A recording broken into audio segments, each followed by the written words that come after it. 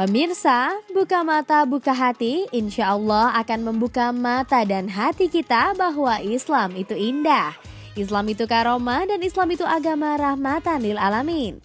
Hari ini kita akan membahas tentang Fir'aun, perlawanan Nabi Musa terhadap Fir'aun, serta hikmah dari kisah Nabi Musa dan Fir'aun. Di mana semuanya akan kita bahas dengan menarik dan insya Allah syarat akan manfaat. Hanya di Buka Mata, Buka Hati.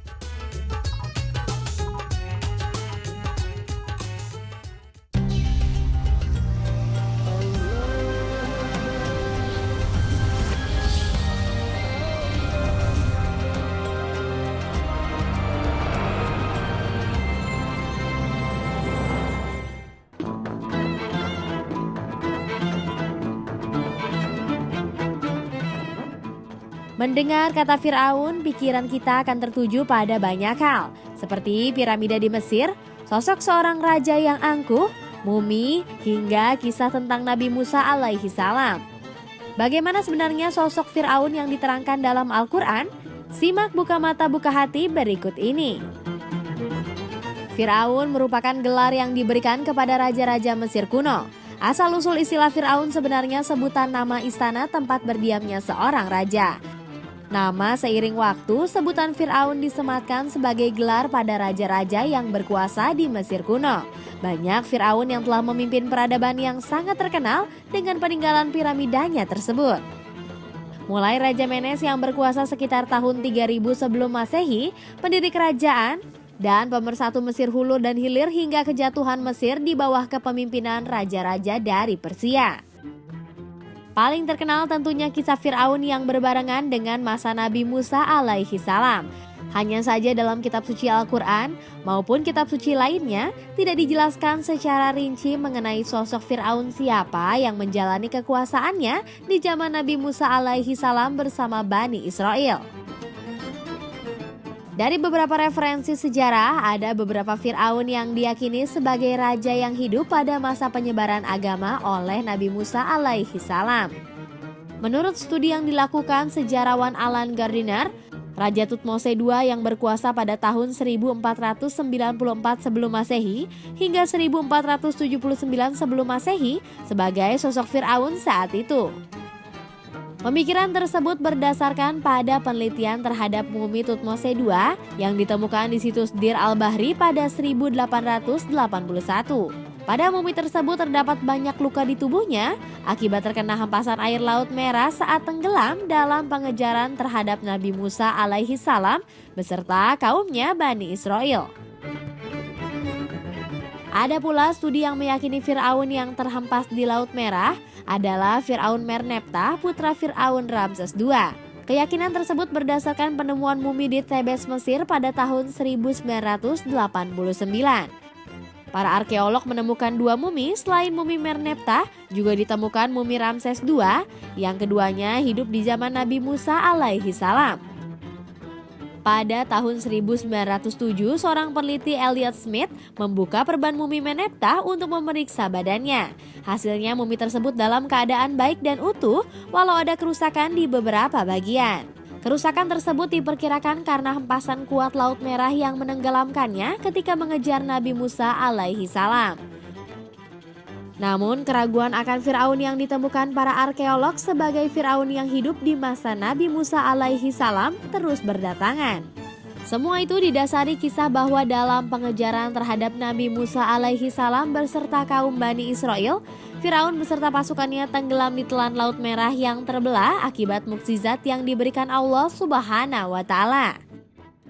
Padahal Allah Subhanahu wa Ta'ala telah berfirman mengenai bagaimana ditenggelamkannya Fir'aun dan bala tentaranya saat mengejar Nabi Musa alaihi salam beserta Bani Israel dalam surat Yunus ayat 90 yang artinya, "Dan kami memungkinkan Bani Israel melintasi laut, lalu mereka diikuti oleh Fir'aun dan bala tentaranya karena hendak menganiayanya dan menindas mereka.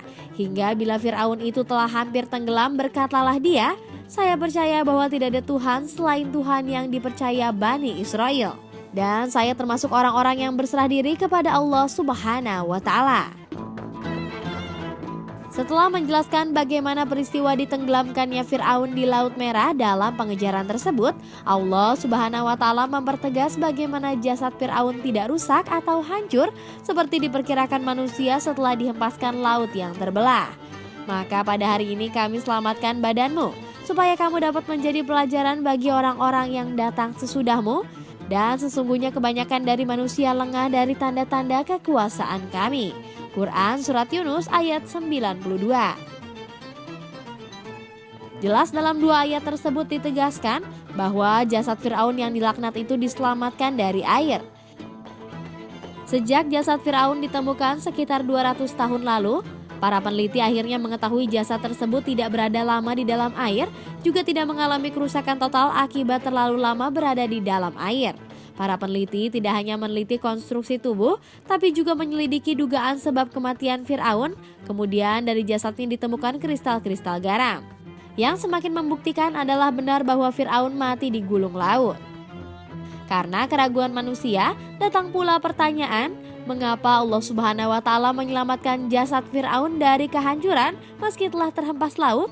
Seperti diterangkan dalam surat Yunus ayat 90, saat terhempas Fir'aun mengakui bahwa tidak ada Tuhan selain Tuhan yang dipercaya Bani Israel. Maka dengan itu Allah Subhanahu wa Ta'ala menyelamatkan jasad Fir'aun dari kerusakan, seperti firman Allah Subhanahu wa Ta'ala yang artinya, apakah sekarang baru kamu percaya? Padahal sesungguhnya kamu telah durhaka sejak dahulu, dan kamu termasuk orang-orang yang berbuat kerusakan. Quran Surat Yunus ayat 1. Namun Allah Subhanahu wa Ta'ala tidak menyelamatkan Fir'aun dari kematian, melainkan menyelamatkannya dari kerusakan jasad untuk menjadi bukti dan pelajaran mengenai kebenaran dan kebesaran Allah Subhanahu wa Ta'ala. Meskipun kisah siapa sebenarnya Fir'aun yang berkuasa bersamaan dengan Nabi Musa alaihi salam tetap menjadi misteri, namun sosok raja-raja Fir'aun terkenal dengan kekejamannya terhadap rakyat Mesir dan Bani Israel yang berada di bawah kekuasaan Fir'aun. Sosok yang menandakan Fir'aun lainnya adalah terkenal dirinya sebagai Tuhan, dan tidak ada seorang pun yang bisa mengalahkannya. Kesombongan menjadi ciri khas Fir'aun pada masanya. Dan Allah Subhanahu wa Ta'ala menyampaikan kebenaran mengenai kisah Fir'aun melalui penemuan-penemuan peninggalan Fir'aun yang berhasil diteliti arkeolog. Dari penemuan tersebut, manusia diharapkan mempelajari dan meyakini akan kebenaran Al-Quran dan semakin meningkatkan keimanannya pada Allah Subhanahu wa Ta'ala.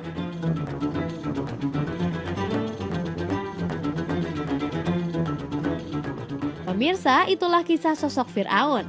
Mudah-mudahan kisah tersebut semakin menguatkan keimanan kita akan kebesaran Allah Subhanahu wa Ta'ala. Dan semua kebenaran kisah Fir'aun hanya milik Allah Subhanahu wa Ta'ala. Wallahu a'lam bishawab.